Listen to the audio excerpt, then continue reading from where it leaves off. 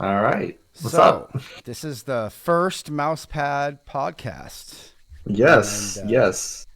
Small potatoes, but they grow to big potatoes. yeah, well, so the very first podcast is interviewing you, Green Fox, as this is your baby, your thought monster and creation. Oh, yes, the thought monster. That's a great way to describe it. Oh Lord. Yeah. I'm strangely nervous and not nervous at the same time. It's okay, no one's watching.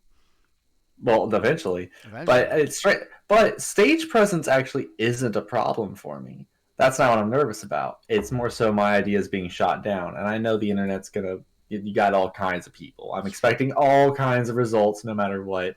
But it's about what majority of that result spectrum do you want or not, right? Right. So the last thing I want is to essentially be labeled as somebody who is taking advantage or um, something of that nature, right? It's just literally the opposite of what I want and what I stand for. Okay, well, that's a good place to start. So, why don't you describe the project that this podcast is within and about? Sure. So Mousepad was kind of well. First off, Mousepad's not my first brainchild. So let's start. We'll start at the beginning and kind of work our way out.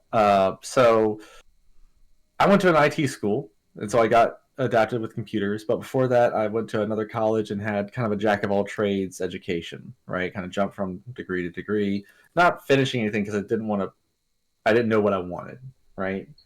Um, but it gave me a broad view of how things work to a certain extent, on top of a bunch of workplace experience. So at a certain point after IT school, I was like, hey, we have some local people that need some help with their businesses. So why don't me and some friends make our first IT corp? And that's what I did. That was my first business I ever made. It didn't succeed, but not out of loss of revenue, but more so everyone just kind of split, almost like a band that got together and then split the following season. It was kind of that's how it felt. Mm-hmm. So no love lost or anything. We're all friends. It's more of just everyone just kind of did their own thing. Then COVID hit, and everyone knows where they were when COVID started and how that all affected. I got a good gig working from home as an IT person, so it really fell into place the kind of education I got to where the future held. But I was working the midnight to 8 shift, so that's a hard one. Ooh, yeah. Burning Yeah, midnight oil. even for gamers, like you still have, if it's a hobby, then it's fun. But if it's your job, then Yeah. you're kind of stuck. You're not seeing the Um, sun for great extended periods of time. kinda. I mean, the end of my shift was sunrise, so that was actually kind of in a weird way refreshing, right? Because Mm-hmm. I guess my name is Josh, but I go by Green Fox, and people go, why that name, right? Fox has been taken by a bunch of things. One, you got the famous news organization. Secondly, you got the clothing brand. You got all kinds of things that's Fox. So what is Green Fox to me? Well, um, it started with a couple different things, but in a nutshell, me and my girl, we did that cute, almost cringe-worthy level of what do you connect with on. And we've been together for 10 years. This is not a Mm-hmm. new thing, but we used to say this thing every time that we found something we both liked. We'd say GB, Georgia Bravo, and that's supposed to represent green and blue, which were both of our two favorite colors. Hers was blue, then green. Mine was green, then blue. So I grew up Boy Scout, woods, and I learned gardening from my family, and so I constantly am gardening. It's kind of always been a thing. I've always been pulled to plants and have just a general green thumb. And then Fox, because of how I talk, but more so how I play games. I think outside the box. I never attack a situation head on. I'm usually finding some sort of angle, aka cleverness, aka clever fox, aka green fox. Got it. So that's kind of where it all fell into place, just to kind of give you and the audience some insight on where the hell my name came from. Mm-hmm. But so during COVID, I looked into, what does that people my age do? We looked at streaming and YouTube and all that stuff. But also, I got heavy into Discord groups. And while that might have been chaotic and nutty, um, which is an understatement, Mm-hmm. it did give me some insight as to the internet culture to a certain, like, I'm never going to be able to claim I know all internet culture, but I got a good solid chunk of that because I had a lot of free time in my job because I was waiting for, I'm not going to tell people what I did. I can tell you privately what I did, but I'm not telling people what I did. But it was very important work, but it was more so on call service, right? Um, so essentially, my boss said, "I don't care what you do. You're the midnight shift. Do whatever you need to do to stay up, as long as you don't violate security." And I'm Mm-hmm. like, "Done," which is what I was trained for, which was security. So I made sure every protocol is followed. Mm-hmm. So, um, yeah, like I had a lot of time on my hands, so I just talked to people and I observed and I watched videos and I studied and I kind of found like where the market was. And so the next corp I made was Black Sheep Brigade, which will eventually come to light. Ironically, it's going to be the last thing I build because it actually takes a lot of groundwork. But I made the concept of it, and it essentially was a gaming club. So Mm-hmm. we'll move past that and not go into that because that's not what's important. But it was kind of essentially I learned later down the road that this is going to take a lot of manpower and some upfront funding, to be honest. Which was fine. I wasn't actually that hurt about it. I was like, okay, that's fair. I still own the rights. I still own the business license. So then the OnlyFans, trying to think of sensation, right, came around. Mm-hmm. Um, I'm a healthy, normal guy. I've seen my fair share of X-rated stuff, and I also grew up somewhat conservative, but not on a religious sense, but more of sociological. So, which was, I'm not gonna say was healthy, but I will say it was healthier than being told that I'm gonna go to a bad place because of what I find attractive, Right. right? So it wasn't that. So thank goodness that's not what it was. It more so was like, public image, behave yourself, those stereotypes of especially Eastern Coast culture and somewhat of the South. So you got kind of that vibe. And so a lot of friends I knew were expanding into that market, right? Um, and I kind of was like wondering, well, how did this all come about? What's going on here? Because I am someone who I, I had a very interesting high school experience, and I know we're jumping a little here, but bear with me. Um, a lot of my friends were girls in high school, but that's because I went to two high schools, public and private, and so when I went to public school before the private school, when I went to public school, got some really heavily bullying. Had to deal with that, and coming into my own, it was almost like my first introduction to real public school was high school. It's almost like a stereotype: new kid gets dropped in, new kid gets his ass kicked, right?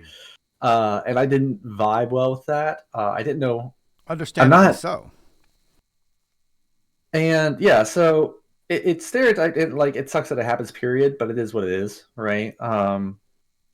But I didn't vibe with the masculine energy like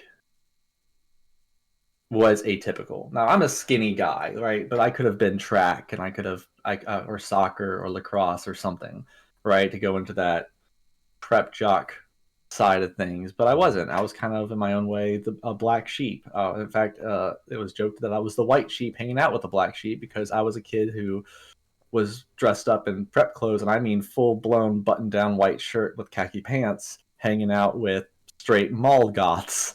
Those were my people, and I enjoyed the music. I enjoyed, like I liked all the nerd stuff, whether it come like Chronicles of Riddick, Pitch Black, Underworld, all those movies that were like big. I got introduced to them from my friends, and a lot of my friends were girls that were in that group, and they would treat me kind of like their little brother, is a good way to describe it. Not in a demeaning sense, but more of a protective, cohesive, it was healthy. It was good. But they also gave me an insight on what uh not trying to say what I'm not trying to sound like I know more than I do, but my experience gave me an insight into how uh some girls look at the world or interact with the world, or how the world interacts with them, Mm-hmm. and their problems and tribulations. And while I'll never say I know, like that strong word, I had experience and I gained knowledge, and respect, while not diminishing my own masculinity, which is apparently rare. So the reason I bring all that in is that when I pitched the idea to Mousepad to a couple of different of my female friends, Mm-hmm. they were like, "You're probably the one guy who can pull this off and not be creepy." And I was like, "Oh, thanks. Yeah, sure, we'll go with thanks." It's kind of how I reacted. So Uh, maybe so while this is a Mousepad podcast, there's a chance this podcast is going to be getting into people's ears that maybe aren't familiar with the project. You know what I'm saying? so Mousepad is, it technically speaking is adult, but it's not its focus. Mousepad is a media company that focuses on everything internet. So we're talking, music, games, tech news. I mean, the slogan is, excuse me, the slogan is, games, gadgets, girls, gotcha. Mm-hmm. So games is exactly what you think of: video games, tabletop games, all that. Gadgets, big tech, SpaceX or Tesla, to small tech, literally the microphones we're using. I already covered games. So there's gadgets. Girls is where we're gonna land on, and gotcha is miscellaneous. So that's kind of, if it doesn't fit somewhere, it would probably go there, Goes in such the as gotcha a, bin.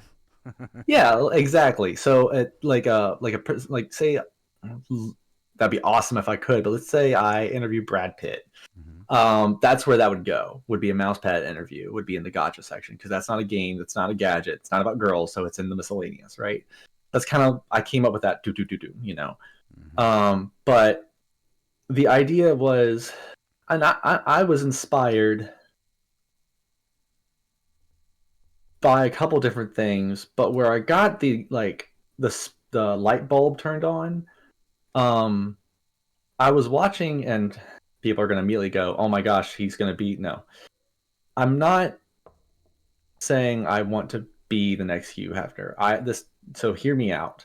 I I'm a documentary fiend. So I go through World War II documentaries, Cold War, all of it. And I was always like, what is Playboy? Like, I understand what it is. Like, every guy knows what Playboy is, but I didn't really know what, where it came from, who did what, all that. So I was like, okay, sure. So Amazon, we have Prime, and I went ahead and looked at the Hugh Hefner story. Mm-hmm. And the thing that grabbed me wasn't his rise to fame, but his view on two things. One, there was no magazine like he had made before. Everything else that was men's magazine was directed towards like hunting or very masculine survival or army, guns, that kind of thing. There was no um, culture to it, right? And you could say their guns have their own culture, and that's fair. But I'm just saying, like, we're talking about this example. Um, and so, that was one thing, develop something that hasn't been done before. The other thing was how he had the concept of beauty and women. So back then, even they said this, is that it wasn't like nude women were a new thing. People were using them, called calendar girls, and they would be these ridiculous, over the top models that would just kind of be almost goddesses to our eyes in comparison to real world, because of angles, lighting, everything. Like, not Photoshop back then, but essentially, yes, editing. We'll call it editing.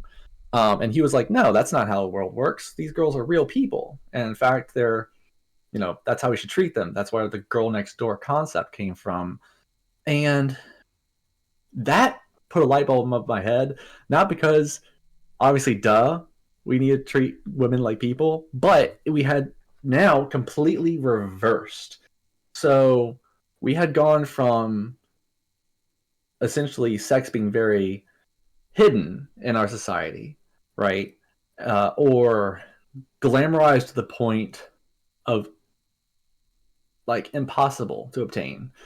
Um, to now, it's almost completely the opposite. Now, almost, I think it's like 1 in 8 or 1 in 16 girls have an OnlyFans. Hmm. So you like, there's so much pornography out in the world that it's almost you almost become desensitized to it. So in a weird way, by doing the complete opposite to the extreme, we've landed on the same page where we are now not humanizing this. Mm. You know, everyone has a stereotype of how they view. Oh, you have OnlyFans? Well, then you must be lazy, or Mm-hmm. just do you siphon. And don't get me wrong, there are bad people in every faction. Just like a true nerd would understand that there's always a bad egg that makes this whole bunch stink. But that's not how the world works as a whole. People, in my opinion, are good people, right? Majority of the human race are good. So the stigmatism towards OnlyFans girls, I was like, that's messed up. That people are just immediately judging. And I understand we're following like cultural norms, but if we're going to the point where the industry is growing to such an extent that's being more inclusive to the rest of society, we are about to, in our old ways, ostracize a massive amount of our population. In And what so, sense? Just so I can make sure so I'm following you. yeah, so let's make an example. I'm not going to give a name, but I heard of a OnlyFans model that she lost her job, and she was actually a high end. And when I say high end, I mean luxury car mechanic. Mm-hmm. That's awesome. I would love to talk to her about the cars, but the fact that she lost her job because she has an OnlyFans also. Now, I'm not getting into the whole shtick about if a teacher has an OnlyFans.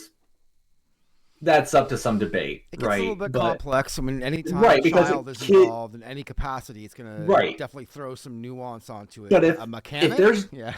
yeah, a mechanic, right? That's how I was like, really, a mechanic. Now, if I heard that a kindergarten teacher lost her job, I'm like, that's messed up. But I get why, Right. right? I'm not saying it's right, but it Right. makes sense. Yeah. You can see the logic of it a little You bit can see the more. logic of the knee-jerk safety reaction of Right. parents, right? I get that, Yeah. and that makes sense to me. But just any other job that doesn't pertain to children, and you're losing that job because why? Why? Right. Is it because you're worried about your self-image? You're the one who just fired somebody for just having that. I mean, each situation is a little different, but in the end, yeah, that's what happened. So I created Mousepad because I thought to myself, well, two things. One, I checked out what Playboy's doing because I'm like, is Playboy doing this? Because if I was going to jump on an idea, I don't want to look like an idiot if Playboy's already doing it. Because it makes sense that they would. Turns out, no, they're not. They are reaching out to like Instagram models, but that's it. They're reaching out to Instagram models and a few and people who have OnlyFans. And that's great. But what they're doing with it is that they're not really keeping up with what they're not a media company anymore. They're now just a what's it called? Where it's just their stuff. Apparel. There you go. They're an apparel brand Hmm. that hires a lot of pretty women to be their models, Which is and just that's like any it. other apparel brand. Well, actually, yeah, because they took away most of the nudity. So you're not wrong, actually. They're more risque than your average vanilla apparel brand, but not really any. They're not really doing the original concept anymore. They're more so they thought they adapted and minimized. And as a corporation, I get why they did that, but at the same time, they lost their mojo. Well, I'm like, well, Mm-hmm. if they're not going to do it, then I'll do it. And I'm not gonna lie, it took some balls. Like I really like I was nervous for a while about going into this. Because I'm a behind the scenes guy, to be honest. Like I say I don't have stage fright, and that's true, but like I'm always afraid I've always been one of those people that doesn't like to commit 100% to something if it's going to change my entire destiny's roadmap. Hmm. Right? I always want that option of I can always change on a like not on a whim, but more so on a dime, right? Like I'm gonna be sure in what I do, but Adaptability.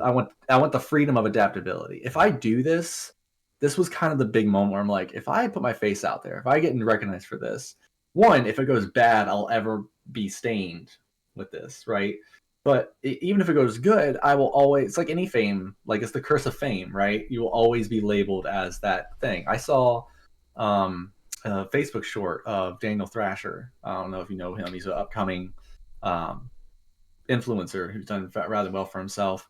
Um, but he said it's very weird about fame because people will just recognize you on the street as that guy. Like you can even do the worst thing possible and people will remember you for that guy, or the best thing possible. If you get famous for something wrong, then you'll still be that guy. And I'm like, yeah, that makes total sense. Um, and it's sad that the human condition is broken down that way when it comes to like psychology, but it's true. You get recognized for an image that has been seared into people's heads, so you're always going to be that image. So I kind of had to have a long, hard thought to myself on why am I doing this and do I want to do it? And so Source Real actually asked me this perfectly. He's like, well, are you doing it for money? And I had to think long and hard. I'm like, okay, I'm not doing it for money. Would it be nice if eventually I was able to do this as a full-time job and take her to locations I had previously been alone and sad, and I want to take the person I've been with 10 years with who's stuck with me side by side? Yeah, that sounds good. Aw. So I'm not going out of my way to do this to be some rich tycoon. I'm doing this out of my way so I can help people, make some jobs, leave a brand, and enjoy life with it. Once I came to that realization, then I had to come up with, am I going to be okay with the brand that is going to be labeled on me, right? Mm-hmm. And I eventually realized, like, had to come to terms with two things. One, you're not going to change everybody, and two, your life is your life. And though you have some choices on how you turn the wheel, in the end, you don't create the road. You just kind of have to survive it. So I kind of had to go, okay, well, it is what it is. Let's just kind of go forward and just don't lose yourself, don't lose your integrity, and just do the best you can. And that's all you can. And if you do that, you won't have regrets. And so that's kind of where I am now of building this. Um, so yeah. So you talked about a couple things that really stood out to me as just as a person and individual around what matters to me being here in this project. Because I remember when you were first telling me about it, I was just like, I don't know if I'm gonna fit in here. Like I'm pretty old. I mean, I can't keep up with your average gamer when it comes to gaming. I'm kind of boomery. I struggle with a lot of gear stuff. And I also, I too, I put it like this: I've probably learned more from the women in my life and in history than I have from men. That's not a declaration of who's better than anybody else. That's just been my experience as well. So when you were talking about running an adult project, immediately I was just like, oh man, exploitation. That's a thing, right? And Yeah. that conversation exists in further contexts that you've identified, which manifest in just like outright hostility, right? Yeah, and that has happened. I Right. one time, because I mean, I've talked to my friends. Remember, I had female friends first before I just reach out to these girls online. Mm-hmm. And sometimes the girls online are very nice. Sometimes they're more hustling and they don't see an opportunity. And I get it, we're grassroots. I don't have money to throw at this yet until we actually start getting funds. So they're just like, well, if you're not paying me, I'm not doing it. And I'm like, that's fair. Super I'm not fair. gonna, Yeah. yeah, I'm not gonna hate. Yeah, no, it's a business. I completely understand. Like, I'm not, as long as you're not throwing hate my way, we're cool. But then there are some that just take great offense to it. Where one, I am about the most stereotyped person that is hated on the internet, other than a few choice individuals when it comes to a concept. Um, and I don't like getting What are on. some aspects of your idea that you've been putting into the project that help sidestep some of those dynamics of like hostility, misogyny, and whatnot, and exploitation that are so Well, the rampant in business? hostility and the exploitation and hostility is going to come with time when they start realizing that's not what I'm about.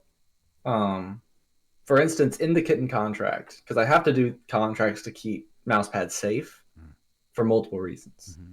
Um, but it's not out of protecting myself out of some weird abusive habit. Like I've heard some of these go terrible. The contract's literally made so that if, say, a kitten spouts off, or anyone actually who works with Mousepad spouts off anything, you know, extremely racist, extreme violent. And I'm not talking about gamer violence where we just talk shit. I'm talking about like wishing harm, Mm-hmm. or breaking the law as a whole.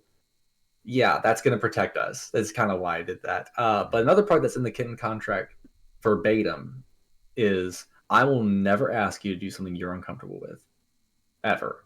If you're uncomfortable with something, tell me, okay? And I will never ask for you to do that. I will never push for you to do that, because that's not what this is about. This is about, just as when I first heard the concept of OnlyFans before it got raked through the mud, the concept was sex workers taking the industry in their own hands, which has always been kind of a big, like, if anyone's who ever studied the sex industry Mm-hmm. knows that is a huge thing. Mm-hmm. um Now, is it perfect? No, there's, but as a whole, that's what it was about. So I said, essentially, I control the image of Mousepad, Mm-hmm. right? Some people wanted me to do some things that are different. Like, no, because that's not my image. If you want to do that for your setup, I'll support you. And Do hell, your we'll thing, even bro. we'll even partner. That's not the problem. It's but some people got offended essentially of my image, and I had to pretty much, no, this is my art, and if you want to do it different, by all means do it, and we can reach out and be partners, and we can co-work and stuff like that. They only took it as hostile, and I'm like, that's okay, whatever. What were some of um the issues they had? well, one, someone wanted me to keep, like, they kept had issues with the art, which is funny because, one, I had paid an artist to do our logos. Secondly, is they tried to improve it and they made it look worse, and they claimed that it was better. And I'm no art connoisseur, but I am aware of what is appealing to the eye. I've always had a knack for that. That's why I, like, for fun, I enjoy photography, or just, but where it all came from, strangely, construction. Kind of being able to just see when something is off, even at the slightest margin. I can nail that. Now, if you ask me to play I Spy, not gonna do it. I suck at that. That's different, because that's just chaotic mess and looking for where's Waldo. I'm talking about, you see a completely perfect image, but there's one thing off. I can recognize that really fast. So because I won't give away information on them, who they are, kept changing the logo, and I'm like, that's, no, the eye's off. How you, no, now the eye, what are you doing? Like, why are you? There was nothing wrong with it. And they're like, well, it's clip art. I'm like, no, what you're making is clip art. And the reason I had to throw that down is because they were my friend. Also, that's the sad part. And they took such offense to it, Mm. they left. They ghosted me. And I'm like, wow, you're not even going to talk? Cool. Okay. Well, I wish you all the happiness for the rest of your life. Um, and so that's like kind of some of the kind of stuff I would get is, people want to make changes to the image itself, and that's not me saying, hey, put your own spin on it, that's fine. It was more so the core of it they were trying to change. Um, and that's, it needs to be I'm slightly prideful. It needs to be a little mine, right? Or else it's just a giant what was that? I said, yeah, why not? I mean, it's your Yeah, project. Nobody's exactly, having a gun held to their head and told that they can't do their own thing however they want it. exactly. um and I don't know, man, there's just, And there's some things that came up with a very heated topic that happens politically right now, and I had pretty much said I'm okay with doing any story or any guest who is part of that group. But when it comes to the concept of kitten, I have a very specific reason why I'm doing it. Um, and it's half art, half marketing, and so I'll leave it at that. Well, But the people hetero want market is huge. Let's put it at pretty that. much. And It tends to honestly, dominate the market. most of my female friends are either bi or lesbian, and so they're completely fine with the concept. So it got a little complicated, and I was like, you know what, I'm drawing a line. There's no hate. It's more so the image of the art. That's it. And most people actually were pretty cool with that. They were at first they were thrown back. They're like, "What?" And I was like, "Hear me out. There's a reason. It's not for what you think." And once I explain it, they're like, "Okay, that actually makes total sense. Thank you for talking to me about it." Like, absolutely. So one day later down the road, I'll talk more about that. But I think that's a little too heated for something as simple, something as important as our first podcast. Um, but Mousepad, I wanted to, was I inspired by how Hef did Playboy? Oh yeah. In fact, someone said, there's nothing wrong with being innovative to take an idea from long days past and change it for the modern era. And I'm like, actually, it makes total sense because we're not Playboy. We're Mousepad. We're going to be doing a bunch of things that Playboy's never done. We're going to be doing game night. We're going to be a lot of the stuff that seems almost small potatoes, but it's what people crave and part of the internet. We're not talking above our audience. We're part of our audience. That's the whole concept is that are we a brand? Yes, I would love for us to be a brand. I would love for us to have apparel in Spencer's one day. That'd be great. But that's not what we're all about. What we're about is the internet community as a whole. Now, while there might be some toxic groups that flood the internet, we always have to be careful. But as a whole, people want to be included. People want to be part of something. Loneliness is one of the biggest killers, in my opinion. And I that's think that, increasing, especially after COVID. yeah, strange. Like that's where it kind of shocked me that I did so well, because I always consider myself an omnivert. Turns out I'm more introverted than I thought, but I think that's actually more so my dyslexia and dysgraphia. It's hard to keep up with people sometimes, and you can't tell, but that's just because of training. Um, but yeah, so dealing with isolation wasn't that bad. I mean, of course, it got to you no matter what. No matter I don't care who you are. Eventually, it'll get to you.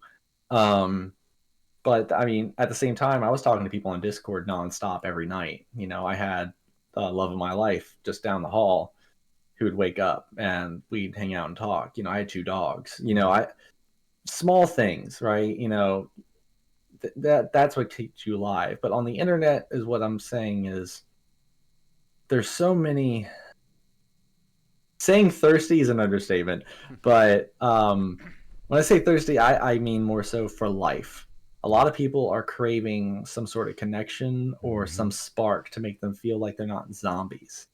Right. And it's sad. And I'm not going to say I have the answer, but I have an ointment. Yeah, I don't think there is any one answer to that. There's a lot of No, stuff there's not. bearing down on folks. So, so especially in the beginning now, when we're all volunteering. I'm Yeah, volunteering, you're volunteering, the kittens are volunteering, all the writers are volunteering, everybody's volunteering. Everybody's doing it for right. their own reasons. So, what is it like for someone, especially on the adult side of content? The articles, the podcasts, those are all fairly basic. Most people can wrap their heads. But when we're talking about adult content, which hits just a lot of taboos in culture, for better or worse, what is it like for an adult content generator who's volunteering their time in an industry that's cutthroat and whatnot? What are some ways that you plan on supporting the people that are putting forth that kind of content? Well, I think the big thing is that it separates Mousepad from all the others is to focus on not the content, but the content creator. I think that's been a majority of the problem. Is everyone just kind of focuses on that person's job and not who that person is. I think I saw like an old show clip. You know how some of those get circulated every once in a while, and they say some wise things. Well, one of them was, "Well, who are you? You're Bob? No, that's your name. That's not who you are. That doesn't tell me who you are."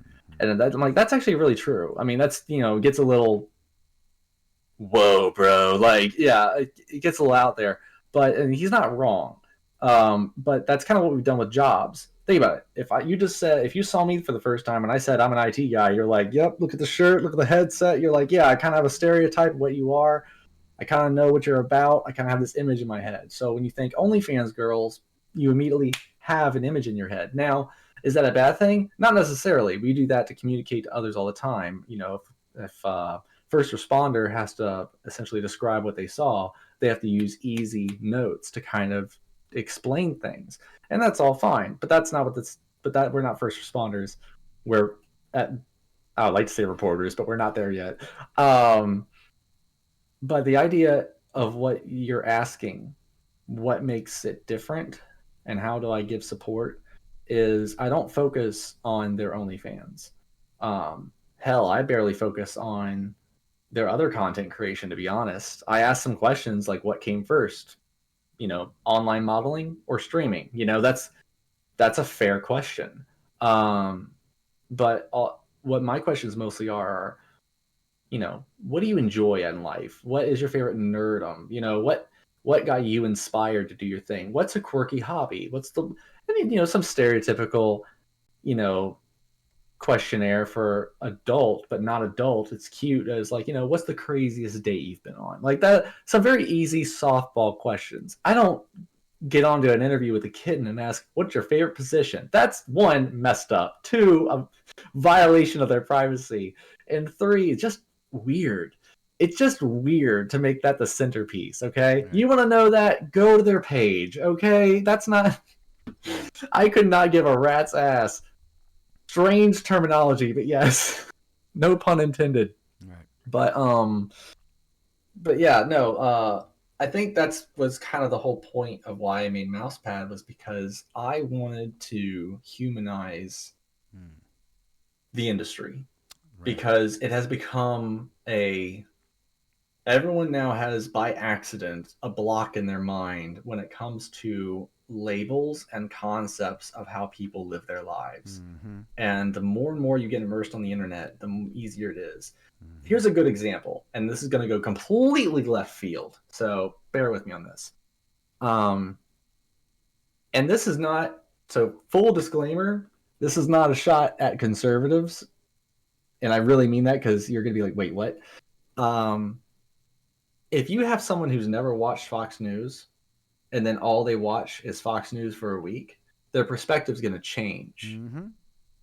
And the reason I bring up Fox News is that a lot of other media is on the liberal side, so it'd been kind of weird to kind of focus on one of them. It was more so, let's go to the extreme of where these images and concepts come through. I'm not saying they're wrong, I'm not saying they're right. I'm just talking about different perspectives.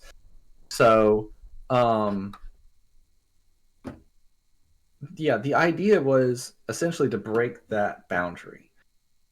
That's why also I do interview the kittens before I interview the kittens. I essentially get to know them as their character. So, there is critique. And while they go, oh, you mean there's body shape images issues? I'm like, no, actually, it's better and worse. They need to be able to essentially hold a conversation and or they can think for themselves, right? They kind of have their own opinions, and they can also hold a conversation. That does not mean they get fired up about a topic and they just yell because they're angry. That's not holding a conversation. On the flip side, they can't just be staring blankly going, yeah, you know, So, like I mean, that. in other words, humanizing them is kind of it, It's a team effort. right. It's up to them as well to be like, yeah, I'm a person, not just a picture for dudes to wank it to, or women to wank it to. Right, equal exactly. They're wanking not rights. just they're not just eye candy. They're Right. supposed to be. I wanted to make, and that's the idea of the kitten, is that even in the contract, it's, hey, you are.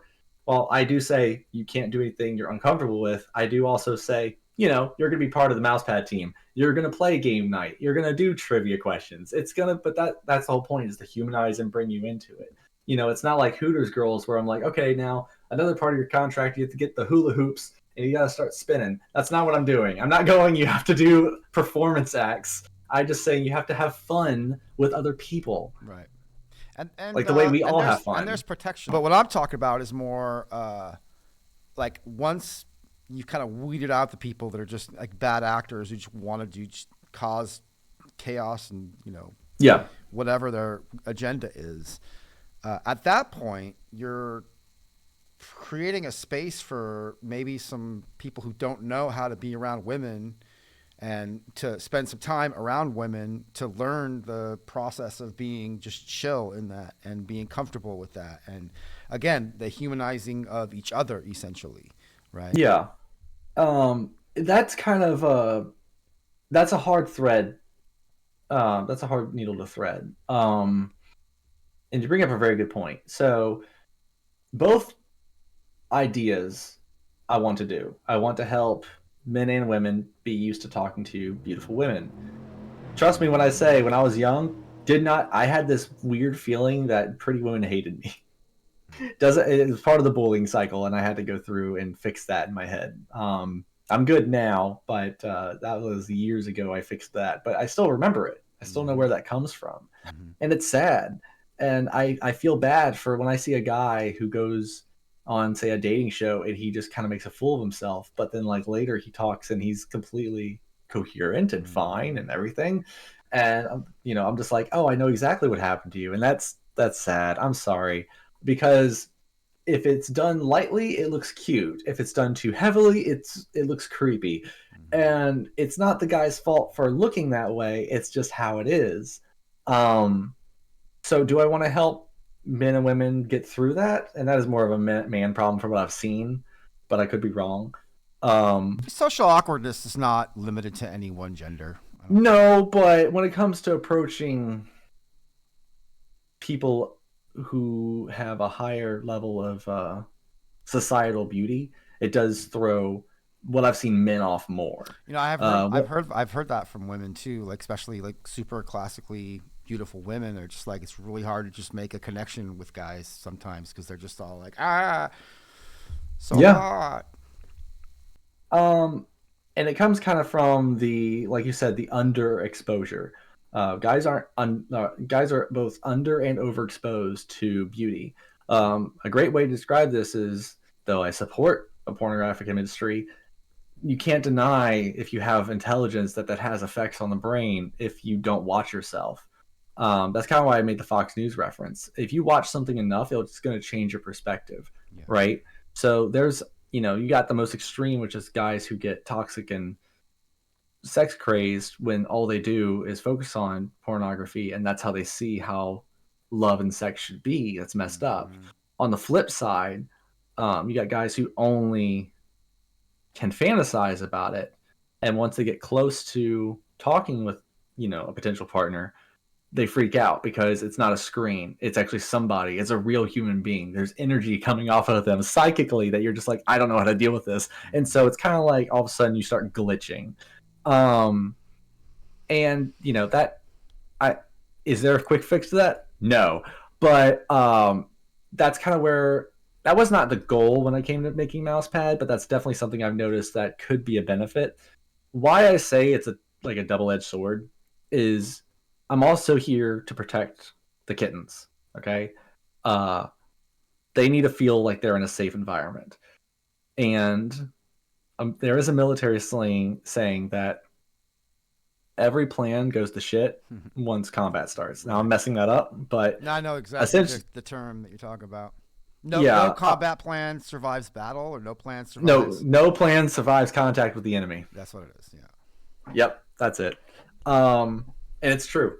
That's why they say use plans as guidelines. definitely helps when I play strategy games. Once I learned that, then my fox abilities got very good. So when it comes to that, when it comes to protected kittens, I kind of have to be careful. Do I open myself up more to the audience, or do I not shun the audience but contain them so that the kittens feel safe and in control? Where's the balance? So I'm gonna have to figure that out as we go, and there's gonna be mistakes, and I'm gonna have to learn from those and ask for apologies.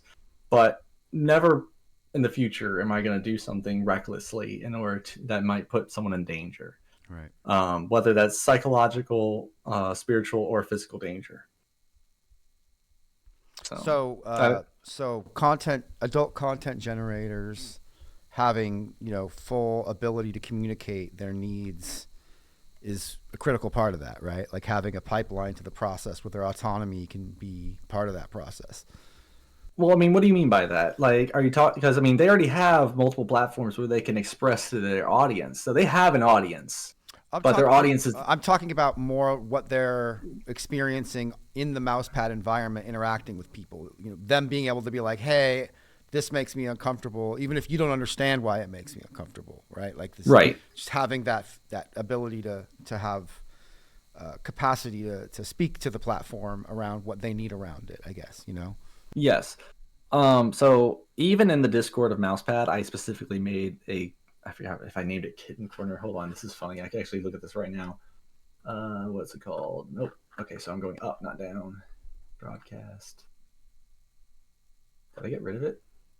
No, it should be right around here. Where'd it go? There it is. Yeah, so it is called Kitten Corner. Literally only me, a few people, and the kittens can access it. And it's a space where they can essentially isolate themselves away from everyone else. And if they have issues, they can reach out to me and talk to me about what's going on. And someone's going to bring up what protects kittens from me. Honestly, the community. And not that they need protection from me, but I understand there always needs to be checks and balances, right? Not just checks and balances. There always needs to be a safety protocol for every situation. I think my favorite one was when random reference and call out to DC, but I remember one time, I forgot who used it, but someone stole Batman's protocols to deal with every member of the Justice League, but turned them from incapacitated to lethal, and so that was an entire movie. And when the Justice League called him out on it, he was like, "I don't regret any of my decisions," and everyone was like, "What?" And he was like, "Listen, if you guys can't see the problems with a Justice League just running rampant without any safety protocols at all, then you guys are idiots. And if you guys don't believe that, then I don't belong here." And then he walked away. And Superman walked up to him after he left the audience chamber, and Superman's like, "Can't believe someone as arrogant as you would not see the danger of you have safety protocols for all of us, but you don't have one for yourself." Right? And Batman turns to him and was like, "I do have one. It's called the Justice League." And I'm like, God damn, that's so true. Because if all of them bound together, they could stop Bruce. But that's kind of where I am. Like, I'm not comparing myself to Batman, good God. But the protocol idea of, do they need something if there need be? Is there a safety measure? God forbid I mess up or something of that nature where they feel safe. Yeah, it's the entire community. I mean, the fact that you're integrating accountability into the process it's very important. The fact that you're even thinking about it. Like I said, strategy. That's my forte. So, I don't like thinking about that concept, but it's something that needs to be addressed. Unfortunately. And if it's not addressed, then it's showing ignorance. Mm-hmm. I agree. We all fuck up. We all make mistakes. We can end up hurting each other without even meaning to make, you know what I mean? Like the malice doesn't even need to be involved. Oh, true. Yeah, that's why they're called accidents. Mm-hmm. It still has an axe involved. So yeah, I do think this is going to go fine. I have some people that talk in my ear and go, "I don't think you realize how fast it's going to blow up." And I have to tell them, like, I don't think you realize how much competition or how many things like we're going to have to go against in this regard. I give us a 50-50 chance on whether we survive by like the end of next year. And when I mean survive, I'm saying more so like, do we have the energy to keep this going? Have we grown at all beyond a 10% margin? Mm-hmm. Um, because if that's the case, then we might as well can the project and more so focus on ourselves, not as a bash towards the project, but it takes time and energy, right? Mm-hmm. Um, like I work a full-time job, and so does everybody else who works with me on this. So everyone's doing their full-time job and they're volunteering their time to work on this. Well, if it's not being prosperous, even though it's beneficial on a mental capacity, it still needs to be prosperous to where it can provide economic benefit to the Mm-hmm. team. As I've said before, at first, I'm not taking any money for myself. Any money that we generate is going to a pool that we can use for events, or it's going to the teams themselves for anything that we will discuss later. Mm-hmm. Um, but it really depends. Some people think it's going to shoot off some, and everyone who's working is going to be like, "No, I believe in it." I'm like, "Okay, clearly you do. You're here." But realistically, That's why what one are of the we reasons looking I at? signed up. Oh, I mean, I'm looking forward to all the side projects that we have for Mousepad. One thing in particular I cannot wait is for the organization to be able to handle the load, and I can get a schedule down to where I can finally go back to what is one of my big passions, which is tabletop dungeon mastering. Oh, I love tabletop games. I am an insane world builder. Um, so like I have built an entire planet that I have two different campaigns running. Um, so there's a couple different continents, but one, you got Elianara, which is this is Sorcery Owl's single player campaign. But I had to design a world that was unique. So let me give you like a brief understanding of just one of the major cities slash factions. There is a dwarvish hold called they're in the Dreary Mountains, so it's a very misty, like dark slate stone, moss, humid mountain range, right? And then there's this big mountain, um, and they're called the Dwarves of the Dreary Mountain. And no, and the Dwarvish Citadel is called Crossstone Keep. So cross, which most people think cross, but it's more like this. Um, Essentially, you've seen some like 3D illusionary patterns where like you look at something and you turn it one way and it turns another. So the idea is that there are these dwarven statues that are coming out of the mountain, but as you get closer, they're slowly start going from regular dwarves to like these undead, hollowed, angry husks that look down at you. But it's all the imagery of the stonework. And yeah, it's not the light. It's actually like it's your angle. So the more like you're going towards it, and so you're now looking at the stone at different angles of how it was shaped, and it's shaped in a way that the stone looks like it's dying. Then the um, dwarves never cry, but they I made a faction of these dwarves that essentially do this type of ambush style of fighting, almost guerrilla warfare. Mm-hmm. And their helmets are your standard dwarven helmet, but I made an iron teardrop face, so it kind of widens as it goes and covers their mouth here, and so it like narrows, and so this would be metal, so it would cover this, but it looks like a teardrop, and they're called the Tears of the Mountain. And so every time a dwarven warrior dies, they just simply say, "A tear has fallen." Is something I played with there. Another is when you go inside the dwarvish hold, it's all the same type of stonework that does different angles of different art pieces. So it's almost interactive murals. As long as you're moving, the stone is moving. And then the center chamber, it is this giant hollowed out space where a ziggurat is in the center, and um, there is a straight waterfall coming down from the top of the mountain itself. And so as the moon comes out, it actually shines through, and there's an illuminating beam of water. So that's kind of like I just made that on the spot. So that's the kind of D&D talent I have, is making unique worlds and environments in Very different cool. fantasy cultures. And a component of Mousepad, correct me if I'm wrong, is collaboration. No, collaboration between different people. Whether like I mean, the first major meeting I had was actually to kind of I had like a three parts. One, it was so everyone stopped direct messaging me and actually start using the fucking Discord because I can't be a phone operator from the 1930s. Um, so then the other part was exactly what you said, collaboration. I wanted to break them down into teams based off what they wanted to do. And as you're aware, not one person is limited to one team, as you are technically part of the radio. Mm-hmm. Um, which by the way, that's going well. Very Um, good. so yeah, I'm looking forward to collaboration. Every time I see people actually using the Discord, talking and actually working on stuff by themselves, that takes a giant weight off my chest because I feel like even though I love everyone here, I'm appreciative of everyone here, and I know they're looking for a leader, and I'm aware I will be their leader. But I also need to see a little bit of initiative because I can't read their brains. And everyone I know has their own individual lives. Um, but I need some input. I'm like a computer. You gotta type something in. It's like actually how I had to explain to um, Source Real of how to play D&D. I'm like, you have to actually tell me what you want. You can't just guess and follow along. Yeah. You actually have to open up and try, which is a huge hurdle for a lot of people. And I understand that.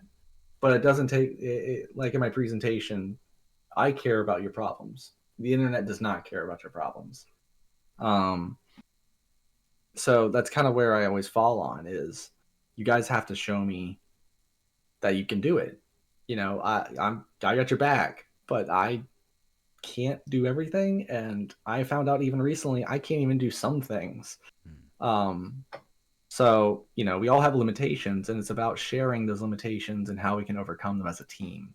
Mm-hmm. And that's not just for us as Mousepad. That's like life in general. If you're having trouble at work and you keep it to yourself, no one's going to help you because no one has any idea what's wrong. Yeah, you got to reach out, communicate. Right. The work I work for right now, they have a saying. It's an unofficial saying. It says, "Don't suffer in silence." Mm. Um, and it was kind of cute, and I was like, "Oh, that's adorable." But then later I realized, no, I actually fell into that hole where I felt embarrassed reaching out, and then I'm like, "Wait a minute." Once I did, everyone was happy, legitimately happy to help. And then I realized, yeah, I was the person who was an idiot. I was the one who was stressing myself out. There was no one who was judging me but me. And so I had to kind of break down that barrier. While it seems very simple and rudimentary, It ain't easy. well, everyone's their own worst critic. And it's because you always think you're correct, or your brain moves 1,000 times faster than any person's mouth can talk to you. So you can go through a bunch of different thoughts and scenarios before someone has even finished a sentence. So, Right. getting out of your own head is a big step for anyone who's actually coming into this kind of work. And I don't mean adult work. I mean any sort of teamwork, Yeah. collaboration, where they're having to work with others. Yeah. Empathy, So, another big one. I would empathy is one. I think sympathy is more important because What's the empathy difference in is your mind? well, empathy is being able to feel what someone is feeling. Hmm. Sympathy is being able to care about how they are feeling. So I can be empathetic to somebody's situation, but if I think that they've deserved it, then I'm not sympathetic. I'm empathetic. Just because I feel towards how someone feels. And I'm like, man, that sucks. I know what that feels like. But you're still a bastard. Like, see what I mean? Like, but sympathy needs to be used, and it's overly used. Everyone keeps on going, oh, he's so sympathetic. And I'm like, is he? No, because or else if he was sympathetic, he would be helping. He'd be reaching out because he wants to help, because he understands that pain. And just because you feel the way you understand how someone feels doesn't mean that you actually care. That just means that you can imagine yourself in that. You can you can walk a mile in their shoes. The question is, would you actually help them walk that mile? And that's not me being self-righteous. That's more of just the concept of it all. Um, and it is rare to have, we as humans, evolutionary wise, are actually, we have to be selfish. just to progress in this world. Um, and it's not about being hurtful. Being selfish is a little different than being hurtful. But we do need to take care of ourselves, and so we naturally. What was that? What isn't there like a phrase of it where you're in a like if you're in a car and you see another car broken down on the side of the road, if you're in the city, you won't help them, but if you're in the middle of the countryside, you're more likely to stop to help because you know someone might not be showing up there. Hmm. It's sort of the same concept. We all want to take care of ourselves first and foremost, or we want to take care of our own and our family. Um, that's why it's very easy to be empathetic. It's very hard to actually do something about it because to do something about it means that you're putting your own needs above other people. Just because you can feel something that someone else is feeling. Like I look at refugees all the time and I feel for them. I don't have the resources to help. If I did, I would, but at the same time, what kind of dent would I make? So that's the kind of thoughts that we go into when it comes to that. Like we have to weigh our checks and balances of like what is actually feasible slash actually useful of our actions. To who is it going to impact and to how long will it? Um, so there's so many different factors when it comes to that. So you asked me what the difference is. That is the difference. Got it. Got it. Yeah, I mean, the nuances of this. I mean, ultimately, they're gonna matter when you're having a group collaboration. That's why I think parsing the differences is a good idea. I come from a mutual aid background into this project. That's one of the reasons Yeah. why I wasn't sure I was even going to really fit. I'm just like, my my not my perspective, but my focus is definitely below the bottom line of where most projects exist, because most projects exist generally either for strictly hobby entertainment sake or for making money. But with mutual aid, that's an atmosphere where none of that's even an option. Otherwise, the mutual aid wouldn't even be necessary. You feel me? Right. So, just the dynamics of a supportive community and how healthy that can be given any number of things that people are bringing to the table with their own struggles, their own perspectives. That's a point of interest to me in general. Just like, how to, how to create an adult content platform is going to also sidestep things that have been exploitative in the past and in the current zeitgeist. So, I've traveled not as much as I wish I had. I've not left this hemisphere, but I've seen a lot, good and bad. Um, and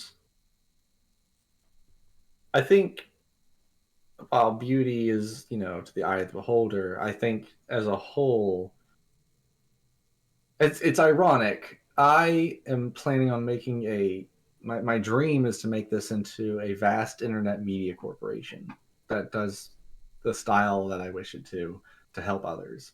But it's still in itself on the structure basis, a foundation, a internet media corporation. What I'm about to say is kind of contradictory to the point.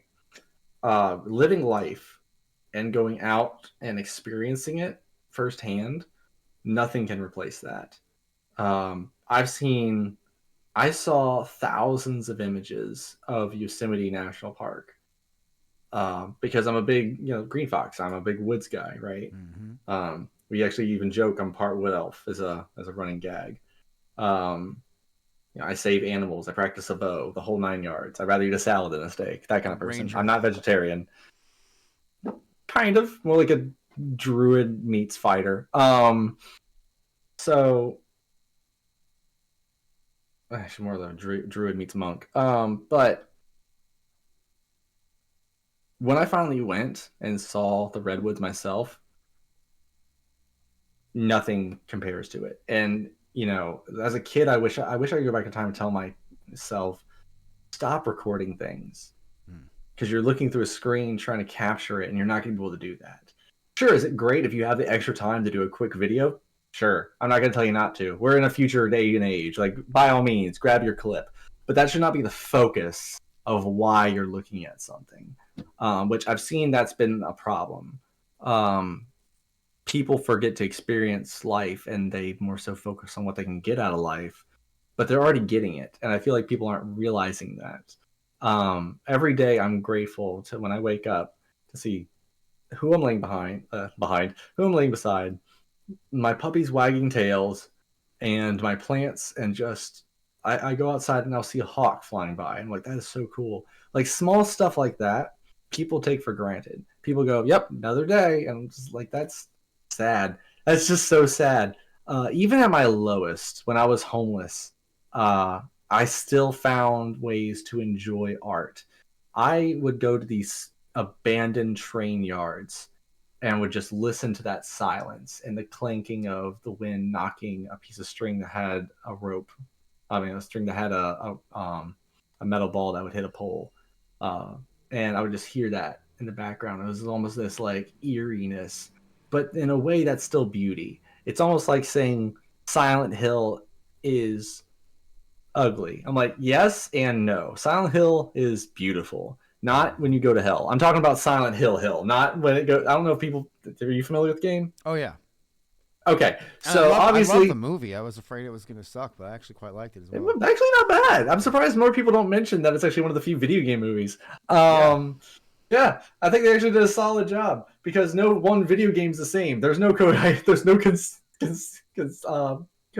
Exactly. You could drop yeah, it. You could drop it into the whole it anthological works. presentation, and it works. Yeah.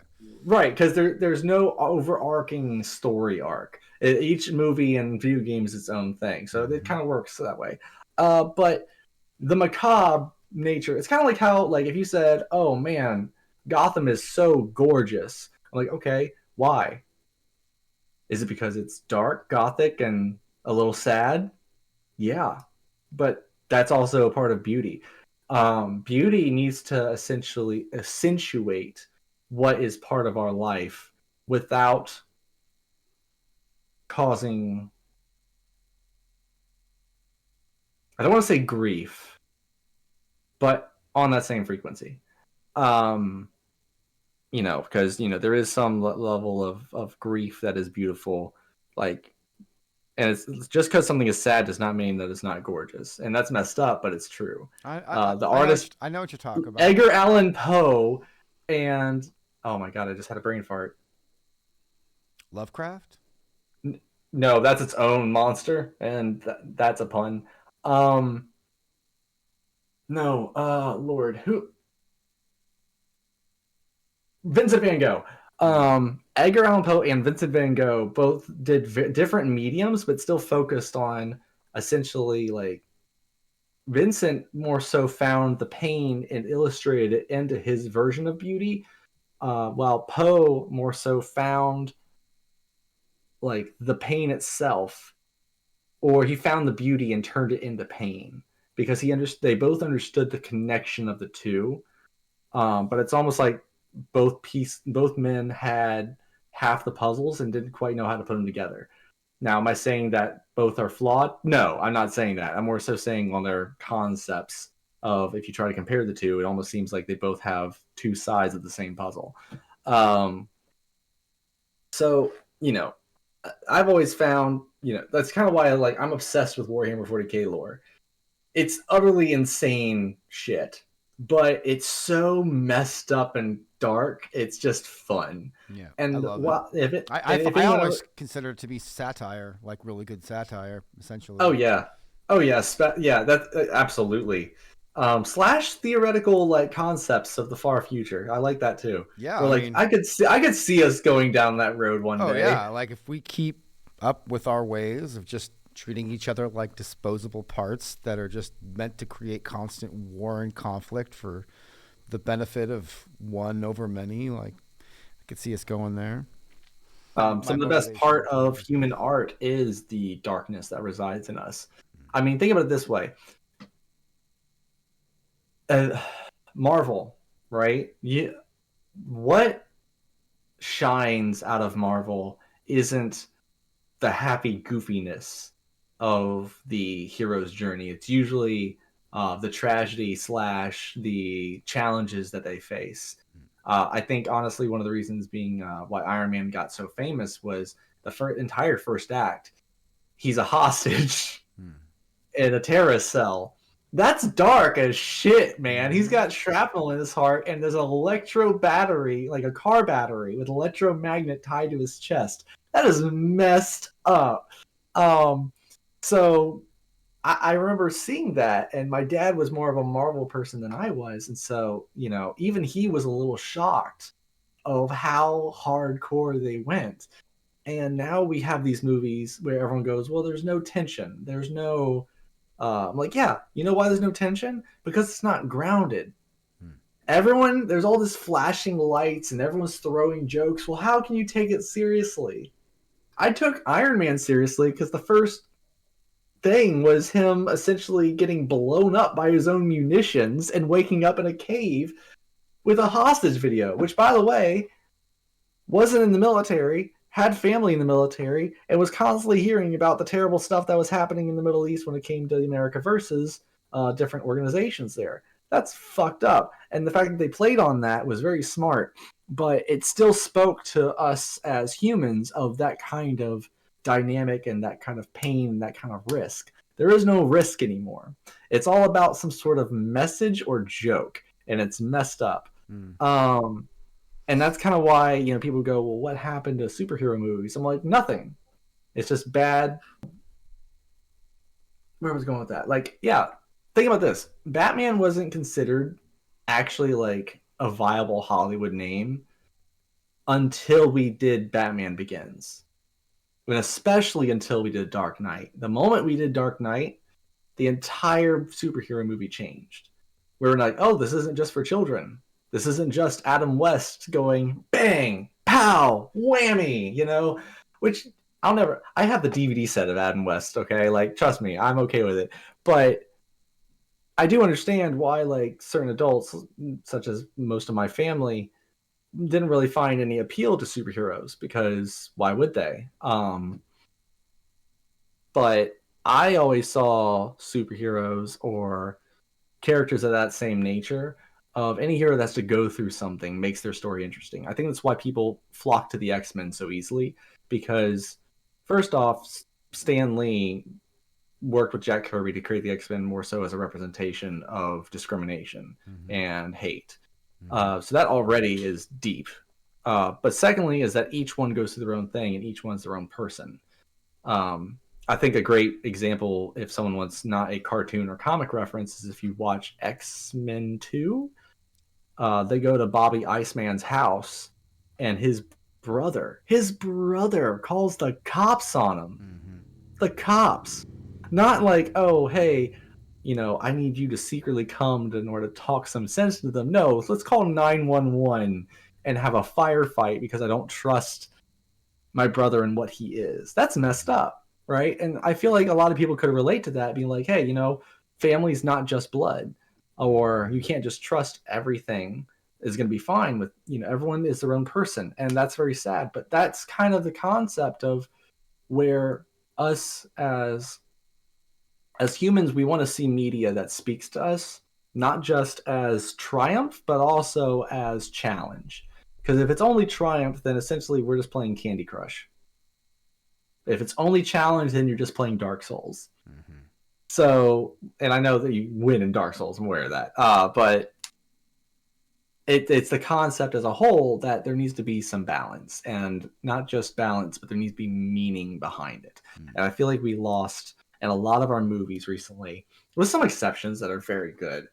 But I believe a lot of the ones that a lot of the big studios have pushed out recently have kind of fell flat because I think they forgot why we watch movies. We watch movies to wonder, to relate, and to challenge our own thought. Sometimes it's just we just want to be entertained. Like if I just want to see some entertainment and I don't want to think, I'll turn on Expendables. You know what I mean? Like it's okay to just want an entertaining movie. You don't turn on Five Nights at Freddy's for all of a sudden a very deep plot. Okay. But if someone asked me, "Is like, what's your favorite movie?" I would be like, "That's a tie." And it's when it comes to just drama, there's a tie between The Prestige or Kingdom of Heaven. Two very different movies, but both are very intellectual, where you have to think outside the box in order to understand what's That's one going thing. I on. don't know if that's a part of the the mousepad agenda, but like movie, cinema, art. Reviews, we're going to be calling that hindsight. I think what people need to understand is two things. One, while I got inspired by something that previously existed, in no way, shape, or form am I copying it. Um, just because I got inspired over what Hefner thought of when it came to why he did something is not the same reason as me just going through a Playboy magazine and be like, I want to do this, I want to do this, I want to do this. Uh, no, I saw his inspiration and I looked at the internet and was like, okay, what do people want? And how are people interacting with each other? And what is the art form? Um, then the other piece is I don't want people I don't want people seeing me as some creep who's doing this to get surrounded by pretty women. I don't want people to think I'm doing this for my own ego, or my own hubris, or even my own uh, sexual identity, sex drive. That's not what this is about. Why? And then finally, I got asked this question, and I think this is probably the most important. Why add sex? Period. I could have just done an internet culture thing to begin with. I'm like, well, one, there are plenty of forums and blogs that touch on different aspects of nerd culture. While some people said I should have been more narrow-minded, it's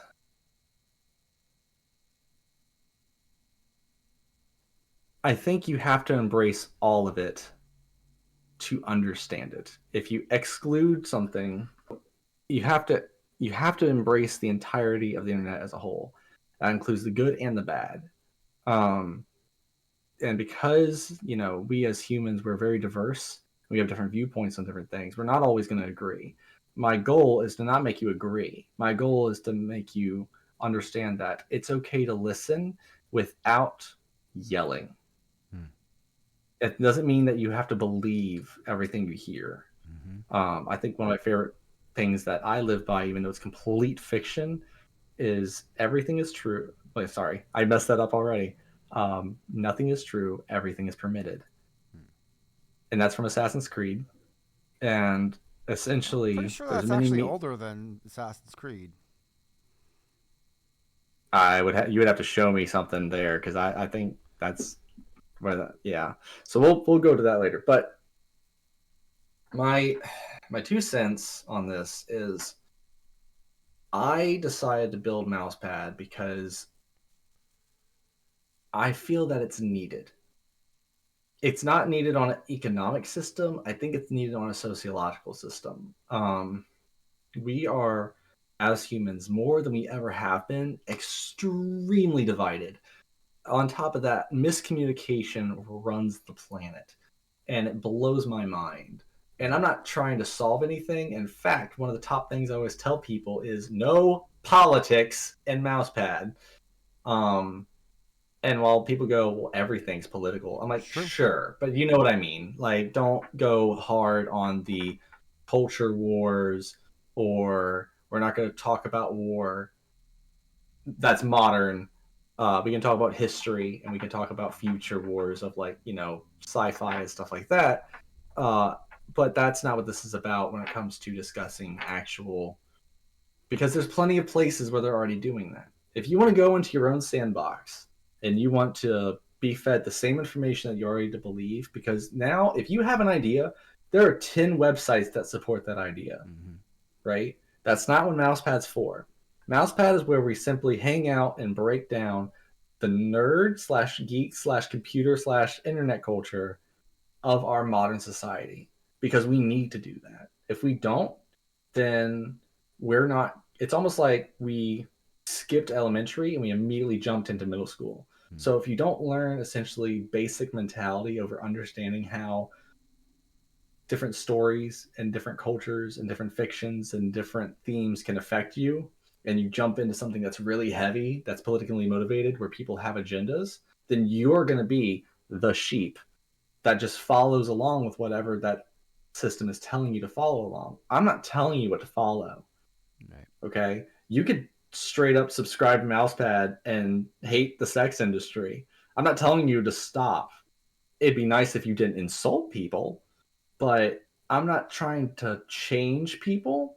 I'm trying to make them understand that they need to think outside the box and stop just following what they think is easy or what they think is right. Because most of the time, what they believe is right is usually someone else's idea, and what's truly right is more obscured and yet right in their face that they don't quite understand. Sounds like a pretty political statement to me. To be honest, that's not to diminish where you're coming from, but I get it. yep. Like they said, and I think you were actually one someone who said this too, along with Nick's, is that you can't get rid of. It's protecting your kittens in the environment where there is hostility towards that demographic is a political move. Is And it? absolutely, because politics is about power. It's not about parties. Those are social expressions of politics for sure. The point being is that, for instance, you're creating a forum for communication. That doesn't mean inherently all communication is allowed, nor does it mean that you're saying all communication is good or bad, because boundaries are still a thing, right? And again, like you pointed out, you're not stopping anybody from going and doing that anywhere. And in fact, there's plenty of, I can tell you from direct experience, there's plenty of adjacent spaces to Mousepad where you can go talk about politics. And ain't nobody telling anybody they can't go in those places. Right, So, exactly. so again, context, boundaries, time and place, and space. No, I agree. I agree. And that's always going to be something to kind of loop in where we're going to have constantly talk about it because I'm learning as I go. Because to Yeah, we claim all that I are. know everything is a fool. We are all learning. Um, We're all ignorant as fuck too. True. I guess on that note, once upon a time, I dreamed of being. Once upon a time, I dreamed of being a doctor. I dreamed of being an engineer, a detective. Um, at one point, actually, a model. Actually, I was very young, and I didn't Nice. understand a lot of what I wanted. And then, then finally, I wound up in IT, and I was like, okay, this works. This is solid because the world's turning more digital as we go. So I want a job that is involved in that. And now, you know, you never quite know what you're going to wind up in, but I think the most important thing is to always be happy with it and to always look before you leap. Mm. And that's kind of what I'm doing now. Is I had to take a good introspective look at myself and why I'm doing this, and I'm okay jumping off this stone and hoping the ocean will catch me. That's courage right there. That's All courage, right, my friend. well, this has been a lot of fun, Hell and to yeah! everyone Thanks out for. there, I really appreciate you all for watching this, and hope to see you around on our projects. And peace out. Peace.